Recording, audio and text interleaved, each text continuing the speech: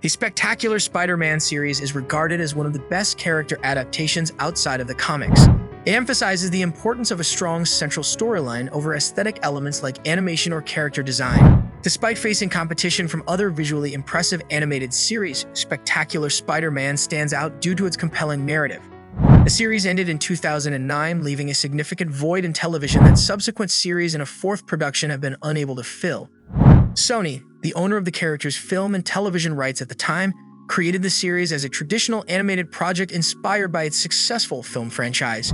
It was created by Greg Weisman and Victor Cook and intended for home release on platforms like DVD, but it gained the interest of television networks upon completing its first season.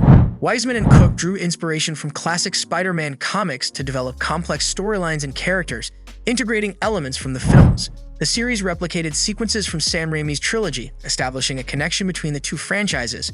Despite not being directly linked to the Raimi films, Sony allowed viewers to perceive it as such, boosting its popularity and reception.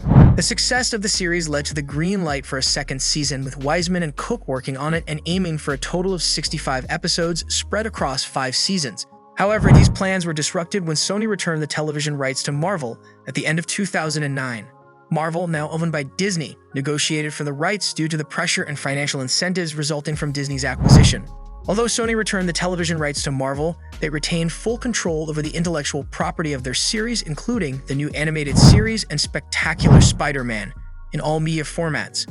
This meant that neither Disney nor Sony could create new episodes of Spectacular Spider-Man, resulting in the cancellation of the series and the launch of Ultimate Spider-Man. Disney also had no intention of continuing the series as they announced a new Spider-Man series shortly after acquiring Marvel, leading to speculation that Spectacular Spider-Man was a project Sony produced solely to retain television rights and eventually negotiate with Marvel. Sony is obliged to release a Spider-Man film within a specific period to maintain their film rights, which could have been applied to television as well, with a precise 5-year gap between the new animated series and Spectacular Spider-Man. Considering the series was initially intended for direct-to-DVD release, it supports the hypothesis that Sony had minimal interest in fully exploiting it. However, the series turned out to be exceptional due to the creative freedom it had, resulting in compelling storytelling. Sony currently holds all rights to the series and its characters, allowing them to exploit them in various media, including film. Sony has decided to incorporate the character into its new venture, Across the Spider-Verse, where multiple animated versions of Spider-Man from different timelines unite. This further adds to the confusion surrounding the rights and versions of the character owned by Disney and Sony. While Disney possesses the television rights, they do not have the intellectual property rights for the cinematic version portrayed by Tom Holland, which belongs to Sony. As a result, Disney must create an alternate version of the character for their television series, leading to potential confusion among the audience.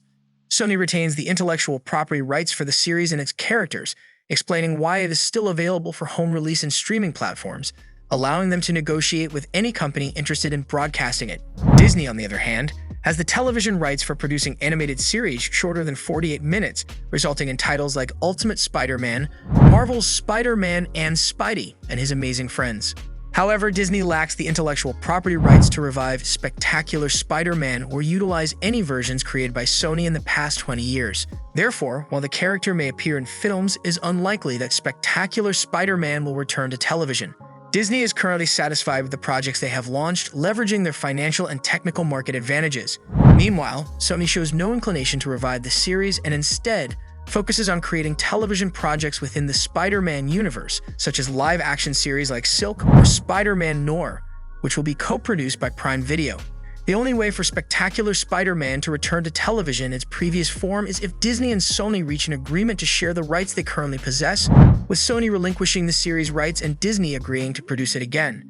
Given the circumstances, the return of the series seems highly unlikely even amidst the unpredictability surrounding Spider-Man and his projects within and outside of the comics.